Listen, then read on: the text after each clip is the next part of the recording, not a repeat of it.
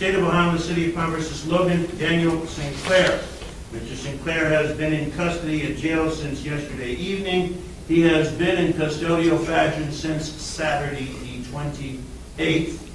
Mr. Tates has been appointed as public defender to represent him. I'm Judge Mr.Logan. You've been charged with the crime of aggravated murder, a felony of the first degree. This is what is called the arraignment. The purpose of the arraignment is to explain to you the charges against you, the penalties you face, and the procedures that you have to follow and the rights that you have. I have given your attorney a copy of the complaint. It is alleged that on Saturday, while in Parma County, Ohio, that you did purposely cause the death of Robert J. Spazic while fleeing immediately after committing the offense of aggravated robbery, this being at the Sunoco gas station at 5385 Thurl Road. As charged, that is aggravated murder, a felony of the first degree. If you are convicted, you will face a potential fine of $25,000 with no minimum mandatory fine. You will face life imprisonment. There is the possibility, although not noted at this time, that if certain specifications are added to the criminal charge of aggravated murder, you could potentially be subject to the death penalty. That does not exist at this time. That would be a matter for the county prosecutor. You may face additional charges. Additional charges including gun specification or aggravated robbery here, as they have alleged. Those are also matters that may come up later. You have the right of silence in front of me. All proceedings are recorded so that anything you say may be used against you. You have the right to an attorney. You have qualified for Mr. Tates at this stage as your public defender. You may have a future public defender at other stages of the proceedings, as Mr. Tates is for these proceedings only. The arraignment that I'm doing now is the first step. That will include the setting of bond. The next step is what is called a preliminary hearing.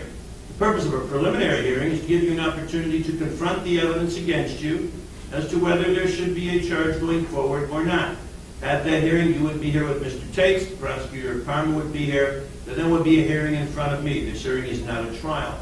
It is not a proceeding to find you guilty or innocent, but in order for the felony to proceed, the prosecutor must show me enough evidence to establish two things of probable cause, or to better explain that two things are probably true. First, probably true that someone caused the death of Mr. Spazic. Second, probably true that you are that person. If I find those two things to be probably true, your case then goes to the common police court for further action. If I did not find those two things to be probably true, I might dismiss the case. It is also subject to direct indictment, where the police at any time can ask the grand jury for an indictment. If the case does go downtown, however it may go downtown, you would go to another arraignment similar to what I'm doing now. And at that arraignment downtown, you would enter a plea of not guilty. You do not say not guilty at this stage. You'll have a new public defender appointed for you. If that case is resolved in some way prior to a trial, fine. But if it is not resolved prior to a trial, it would automatically go to a jury trial, where it's the job of the county prosecutor to prove beyond a reasonable doubt that you are guilty of either aggravated murder or a lesser included offense. If you would rather have a judge decide the case, you could do that. That's called waiving the jury. That's a decision that you would make once you see the evidence downtown and consult with your attorney. Do you understand what I've explained thus far, sir? Yes, Your Honor. Any questions? No, Your Honor. We will let the record reflect the defendant understands the explanation of rights. Now, you have discussed the case with Mr. Tates in our lockup. I have what appears to be your signature on a waiver of preliminary form. To indicate you can also waive that hearing I explained. Let me show it to you. Did you read the form, sir, before you might have signed it? Yes, Your Honor. And did you then sign the form after you read it? Yes, Your Honor. Now, by signing this form, you're not waiving any rights that you have as a defendant in this case, except the preliminary hearing that would have been held now will not be held. It means that your case will go forward to the grand jury for indictment. Once that indictment is issued, you will go to that arraignment that I explained to you downtown. You'll then get your new attorney down there, and at that time you would enter a not-guilty plea. Now, even though this is a preliminary stage, have you had enough time to discuss this case with Mr. Tates so he understands what it's about and he's been able to give you good advice? Yes, sir. Okay. Right now, you're under the influence of any alcohol, drugs, or medications, whether prescription or non-prescription. Yes. And what are you currently taking, sir? Oxycodone. Okay, is that relative to your injuries? Yes, sir. Okay. But you're mentally clear right now? You understand what's going on? Say it out loud. Yes, sir. Thank you. I am satisfied that Mr. Sinclair has made a knowing, intelligent, and voluntary plea, waiver of preliminary hearing rights, with effective assistance of counsel. Although bond still to be determined, court will order that 15-8-49-11 be bound over to the grand jury for further proceedings.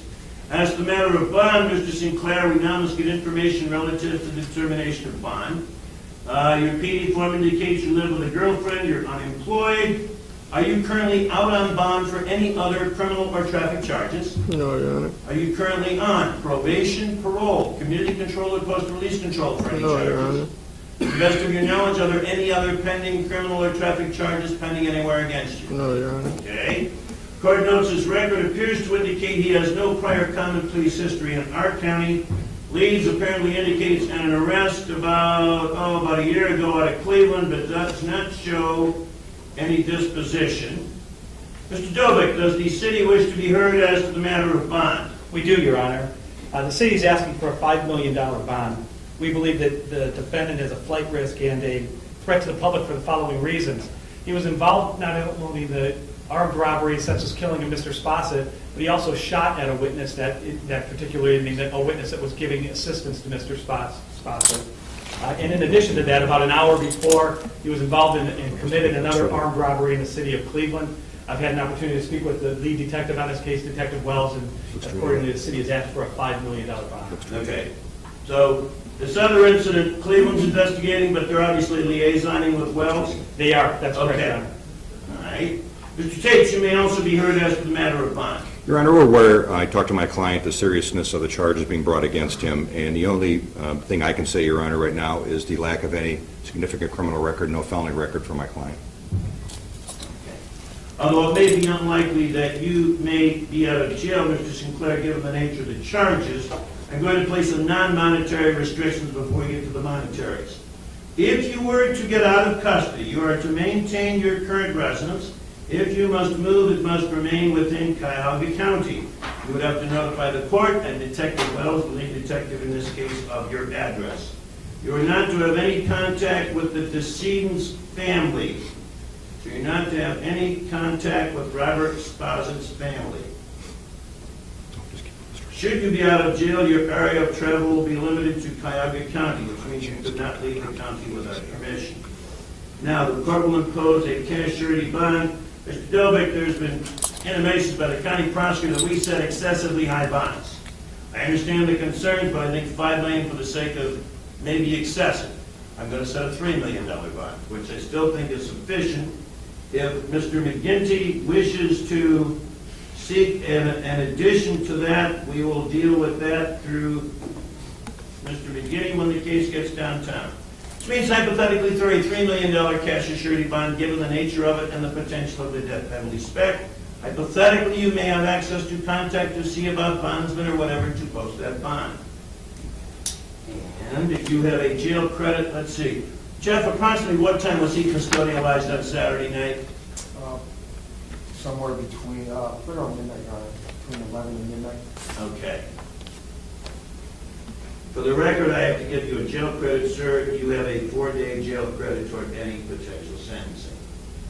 Mr. Dobick, anything else as to Mr. Sinclair? Not on behalf of the city, Your Honor. Okay, Mr. Tate, anything else? No, Your Honor. Close proceedings as to Mr. Sinclair. You may take